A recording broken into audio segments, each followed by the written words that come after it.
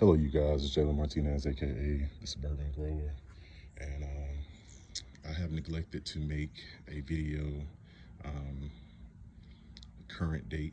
The last video I posted had a lot to do with the videos that I did last week during this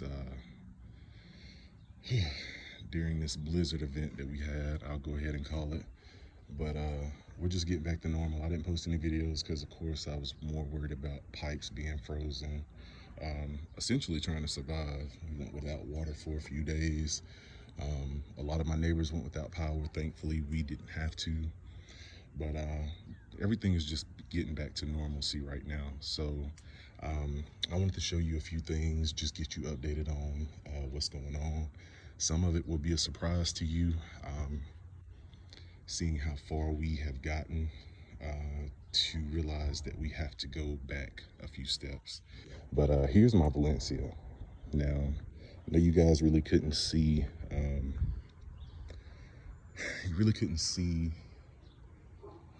the size of this tree in my garage, but I just want to walk around this tree and show you guys.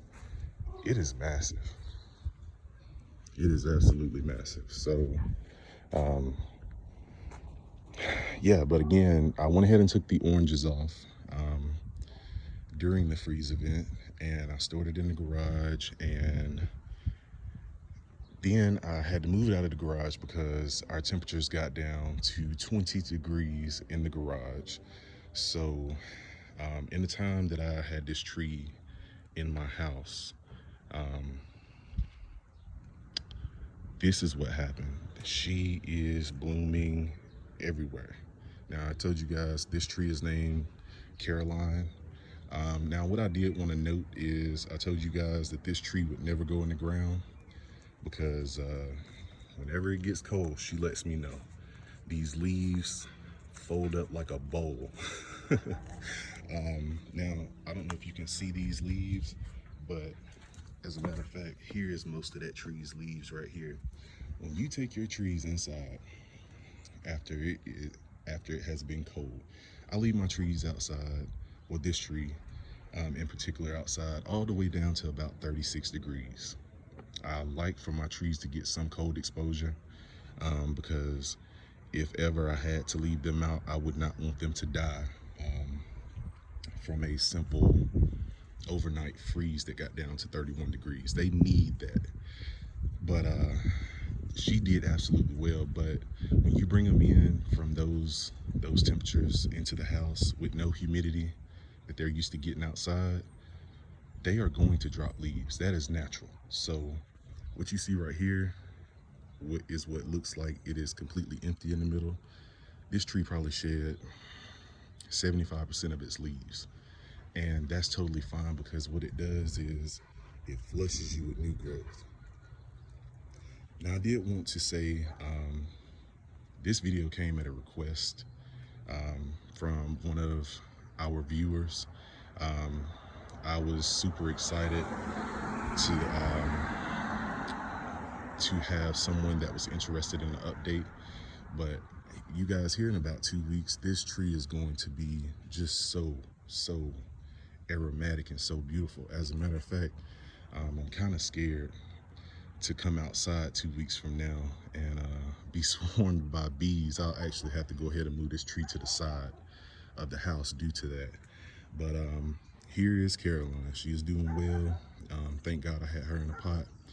Now let's go ahead and get to a little bit more of the unfortunate part that we have had to experience.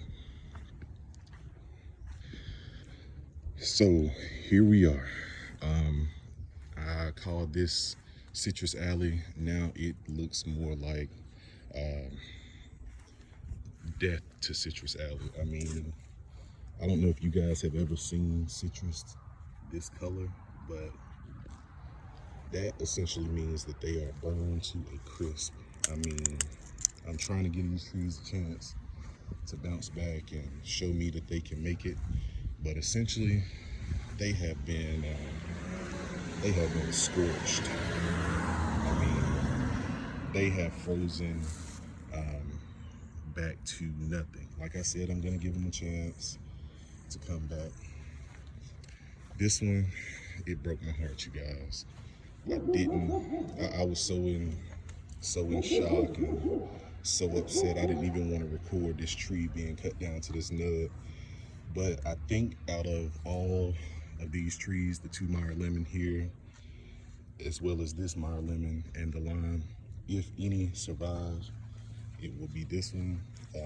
Simply due to the fact that whenever I did my little scrape test, it did have a little bit of green on the inside. So I'm gonna give this tree about 2 months. And I'm telling you guys, if this puts on new growth, I will be one of the happiest people in Central Texas, because you guys seen how far along this tree was. And you guys know I believe in composting in place. So I'm not gonna clean this stuff up, but this is what happened. Just look at that.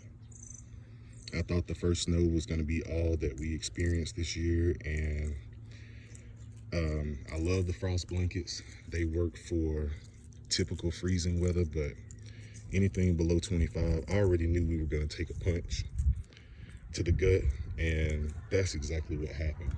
So we're gonna give these trees a chance to get their wits back about them and see if we can salvage anything. Now, with that being said, I do want to show you guys something. With the frost that we have had that froze all the way back down to essentially the ground, note these rootstocks. You have to make sure that those rootstocks don't start putting on new growth, and you think that those trees are salvageable, and now you got a trifoliate orange or a trifoliate orange growing from your rootstock. So just definitely keep that in mind. Let me show you. This is the perfect example. See that green right there? And you see that light burgundy red color? That's that rootstock. So if anything starts growing below that, I'm pulling this whole tree out the ground, and I will replace it with something else, because that's not what you want. Now, you guys, I did the updates on this tree while I was upstairs, and now I have it in the ground. And I know what you're thinking, so you're gonna risk it again. You guys, what we seen was a 1 in 10 year event. The next time we have anything below those levels again, if I have to go to Lowe's and build a insulated box for these trees, that's what I'll do. You know, like I said before, you learn as you go. I mean, you absolutely have to. You have to stay flexible. This is the Awari Satsuma. I think this tree is going to do nothing but great things. Also this year, don't quote me on this because I change my mind literally daily, but I think I want to let this tree focus on its growth. Let me show you guys how tall this is. Now, for a reference, this is probably about 3.5 feet tall. So I probably won't let it put on oranges this year. Depending on how it grows up until April, we'll decide that. But I'm super excited. So again, I have the Awari Satsuma and I have the Morrow Blood Orange. If these trees decide not to make it, hopefully this one will, but if these other trees don't show me some sort of life in the next 2 to 3 weeks, well, I won't say 2 to 3 weeks, I'll give them a month. I'm gonna go ahead and replace these trees with more Meyer lemon, more orange varieties, and we're gonna just essentially start over, you guys, because at the end of the day, I have to have my citrus. I have to have my citrus, and that's just what it's gonna be. Now, I know these guys are gonna be a little bit closer in proximity, but that bothers me zero. I mean, you're gonna have branches growing into other trees. Okay, cool, that can be pruned back. But the beauty of it is whenever this row actually does well and starts flowering profusely, you have so many pollinators over here. Every one of these trees will have fruit. You guys, I'm not upset about this. This is a minor setback for a major comeback, and we're gonna get back to where we started. By the grace of God, I mean, this is the time that they are bringing in new citrus to our nurseries. They're probably gonna jack the prices up because I'm sure that a lot of people lost their crop down in southern Texas because this frost extended all the way to Brownsville, Texas. Now, if you guys don't know where Brownsville, Texas is, that is the southernmost tip of Texas. That is the county that borders the Mexico line, you know. So we're just gonna sit back and have faith and believe that this thing is going to be taken care of. And you guys, I know that a lot of time and effort have been put into these Meyer lemons. I went ahead and gave some to my grandmother. I gave her a tree. I gave my mother a tree. So I essentially do have to start completely back over.